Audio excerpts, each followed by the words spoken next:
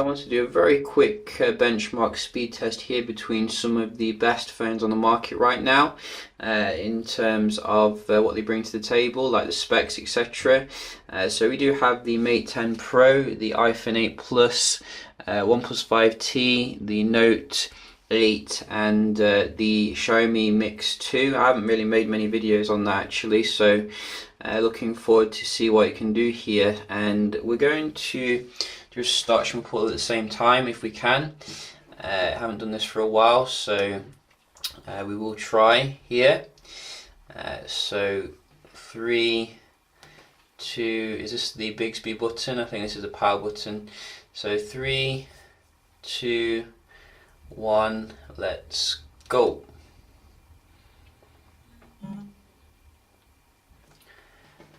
Might have worked.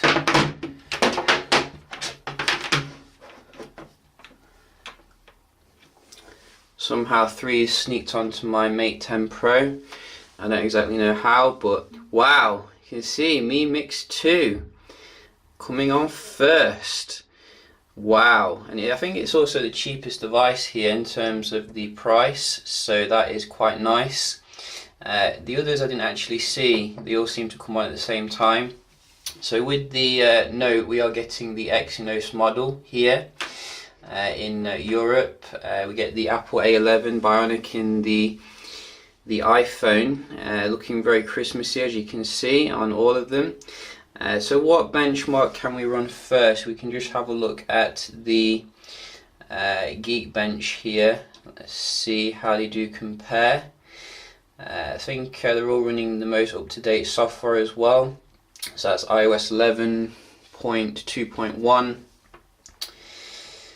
Let's get the latest Oxygen OS here on the OnePlus 5T as well. Just had an update for that. The Note is still running Nougat, I think. This is what you do get with Samsung, slow updates, unfortunately. But very nice hardware. So we're just going to bump the brightness up here with this one. So you can see in terms of the actual specs here, they're quite similar really. Some give you 6 gigs of RAM, others like the iPhone they give you 3 gigs of RAM, but you know they have good optimization here on the iPhone. So we just run this. Interesting to see how the Kirin 970 does stack up here. The iPhone has led the way as usual. The score just seems to be getting higher and higher with each release of iOS. You can see even the new Snapdragon 845 benchmark which I saw recently is nowhere near what the iPhone does give you in terms of the raw benchmark. So you know Qualcomm's really behind here if you ask me, but I think you can see in day-to-day performance you're not going to really notice too much of a difference, but there are people who do care about benchmarks at the same time, so that is something to consider. In terms of your Android, it looks like we have like neck and neck here, even I didn't really start them all at the same time. All of them seem to be pretty similar. I do notice from the screens the Mate 10 Pro goes for a cooler approach, a bit more bluish compared to the warmer approach on the Note screen, just from my angle. The Kirin processor seems to be doing very well though, I gotta say, because usually the Kirin processor is a little bit behind your flagship level Exynos or Qualcomm. In terms of the benchmark, it does seem to be a little bit behind, if we're going to be honest. Exynos seems to be the best here still in late 2017.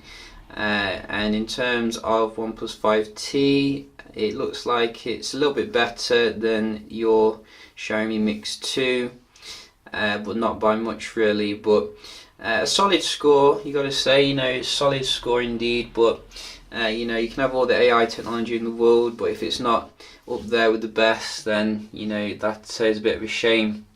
We're just going to have a look at the Wi-Fi as well, so we can see how fast the Wi-Fi is, and we can just go on here So I'm just going to check the server is correct here.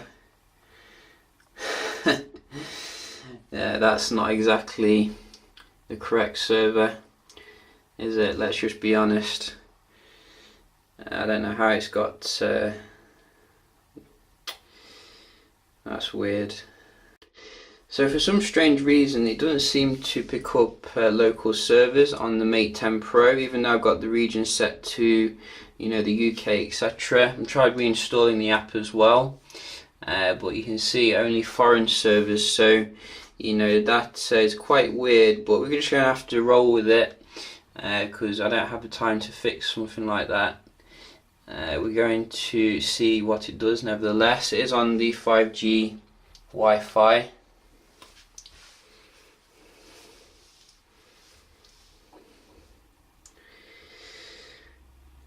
So do take the score with a bit of a grain of salt. I think it's done pretty well, you know, considering how far away the server is. It's done very well indeed, actually. Maybe it's just some sort of bug. I have noticed quite a few bugs with the Mate 10 Pro in terms of the camera, so hopefully they'll fix that. And you can see iPhone is very good here, better ping and slightly well, in fact the same for the upload, pretty much worse. So that is quite interesting. OnePlus 5T.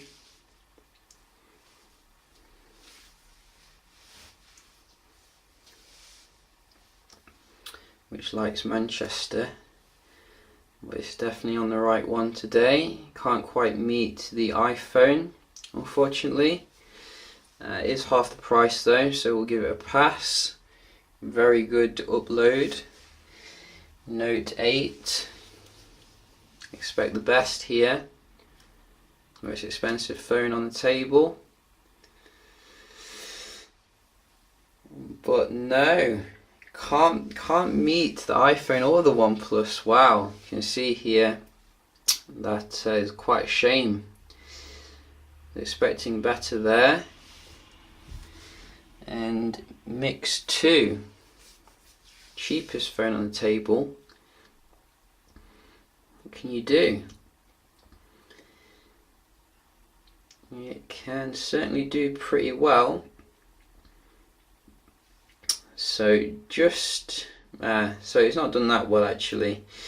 It's actually done pretty much the worst, except for the Mate 10 Pro, which I'm not going to criticise too much, which did pretty well considering how far the server was. Upload's pretty good though overall, but very surprised actually that the Note 8 didn't perform quite as well as I was expecting. But props where props is due for the iPhone, which just works, you know, it doesn't have any issues here.